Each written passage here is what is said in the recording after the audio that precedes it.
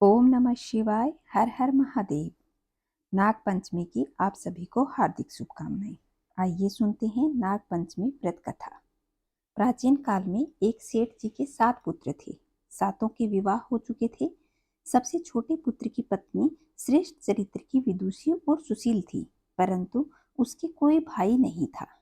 एक दिन बड़ी बहू ने घर लीपने को पीली मिट्टी लाने के लिए सभी बहुओं को साथ चलने के लिए कहा, तो सभी धलिया और खुरपी लेकर के मिट्टी खोदने के लिए चली गई।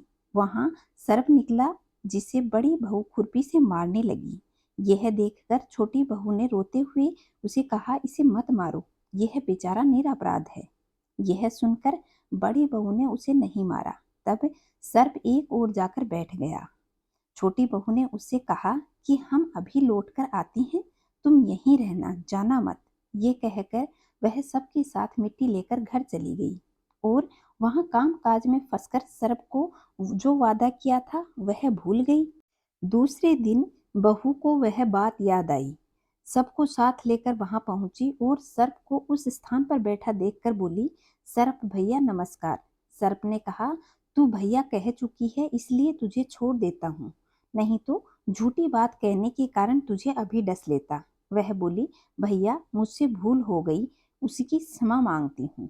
तब सर्प बोला, अच्छा, तू आज से मेरी बहन हुई और मैं तेरा भाई हुआ, तुझे जो मांगना है वह मांग ले। वह बोली, भैया मेरा कोई भी नहीं है, अच्छा हुआ जो तू मेरा भाई बन गया। कुछ दिन व्यतीत होने पर वह सर्प मनुष्य का रूप रख करके उसके घर आया और बोला कि मेरी बहन को भेज दो। सबने कहा, इसके तो कोई भाई नहीं है। तब वह बोली कि मेरे दूर के रिश्ते का भाई है, बचपन में ही बाहर चला गया था।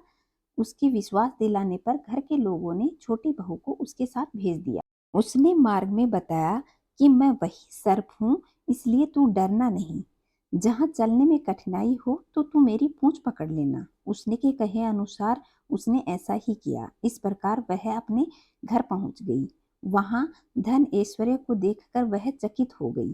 एक दिन सर्प की माता ने उससे कहा कि मैं काम काज करने के लिए बाहर जा रही हूँ, तू अपने भाई को ठंडा दूध पिला देना। उसे यह बात ध्यान न रही और उसने गर्म दूध पिला दिया, जिससे उसका मुख बहुत ज्यादा जल गया। यह देखकर सर्प की माता बहुत क्रोधित हुई, परंतु सर्प के समझाने पर वह शांत हो गई। कुछ समय बाद बहन वापस अपने ससुराल जाने लगी। तब सर्प और उसके पिता ने उसे बहुत सा सोना चांदी जवाहरात वस्त्र आभूषण आदि देकर विदा किया और घर पहुंचा दिया। इतना ढेर सारा धन देखकर बड़ी बहू तो ईर्ष्या करने लगी और कहा, भाई तो बड़ा धनवान है, तुझे तो उससे और भी धन लाना चाहिए। सर्प ने वह वचन सुन लिए और वह सारी वस्तुएं सोने की लाकर दे दी। यह देखकर बड़ी बहू ने कहा कि इन्हें झाड़ने को झाड़ू भी सोने की देनी चाहिए। तब सर्प ने झाड़ू भी सोने की लाकर रख दी। सर्प ने छोटी बहू को हीरा मणियों का एक अद्भुत हार दिया। उसकी प्रशंसा उस देश की रानी ने भी सुनी और वह राजा से बोली कि सेठ की बहू का जो हार है वह यहाँ आना चाहिए। राजा ने मंत्री को हुक्म दिया कि उसे वह हार लाकर शीघ्र उपस्थित करना होगा।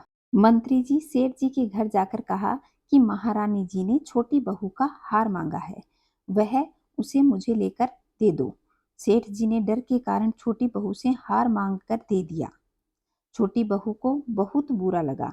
उसने अपने सर्प भाई को याद किया और आने पर प्रार्थना की कि भैया, रानी ने मेरा हार छीन लिया है, तुम कुछ ऐसा करो कि जब वह हार उसके गले में रहे तब तक सर्प बन जाए और जब वह मुझे लौटा दे तो वापस हीरों और मणियों का हो जाए। सर्प ने ठीक वैसा ही किया। जैसे ही रानी हार पहनने लगी वैसे ही वह सर्प बन गया। यह देखकर रानी चीख पड़ी और रोने लगी। यह देखकर राजा ने सेठ के पास जाकर खबर भेजी कि छोटी बहू को तुरंत हमारे यहाँ भेजो। सेठ जी डर गए कि राजा न जाने क्या करेगा। वे स्वयं छोटी बहू को लेकर वहां उपस्थित हुए। राजा ने छोटी बहू से पूछा कि तूने क्या जादू किया है, मैं तुझे दंड दूंगा। छोटी बहू बोली, राजन, दृढ़ता के लिए क्षमा कर दीजिए, यह हार ऐसा ही है, मेरे गले में हीरा और मणियों का रहता है और दूसरे के गले में पहनते ही यह सर्प बन जाता है। यह सुनकर राजा ने वह सर्प बना हार उसे देकर कहा कि अभी पहनकर दिखाओ। छोटी बहू ने जैसे ही उसे पहना वह हीरा और मणियों का हो गया। यह देखकर राजा को उसकी बात पर विश्वास हो गया और उसने प्रसन्न होकर बहुत सी मुद्राएं देकर पुरस्कृत किया। छोटी बहू अपना हार और बहुत सा धन लेकर घर लौट आई। उसके धन को देखकर बड़ी बहू बहुत ईर्ष्या करने लगी। उनके पति को सिखा दिया कि छोटी बहू के पास कहीं से तो धन आया है। यह सुनकर उसके पति ने अपनी पत्नी को बुलाकर कहा, ठीक ठीक बता, यह धन तुझे कौन देता है। तब वह सर्प को याद करने लगी। उसी समय सर्प प्रकट होकर कहा कि यदि मेरी धर्म की बहन के आचरण पर संदेह प्रकट करेगा तो मैं तुझे खा जाऊंगा। यह सुनकर छोटी बहू का पति बहुत प्रसन्न हुआ और उसने सर्प देवता का बड़ा सत्कार किया और उसे दिन नाग पंचमी का त्योहार मनाया जाता है। स्त्रियां सर्प को भाई मानकर उनकी पूजा करती हैं। इसलिए जो भी बहन पंचमी का व्रत रखती हैं, नाग देवता उनके घर में बहुत सा धन वैभव और संपत्ति देते हैं और उनके भाई की कमी पूरी करते हैं। तो बोलिए नाग देवता की जय। आशा करती हूँ ये कहानी आपको पसंद आई होगी। नाग पंचमी को नाग देवता की पूजा किस तरह करनी है उसका संपूर्ण वीडियो चैनल पर उपलब्ध है, आप वहां से जाकर देख सकते हैं। हर हर महादेव, जय भोलेनाथ।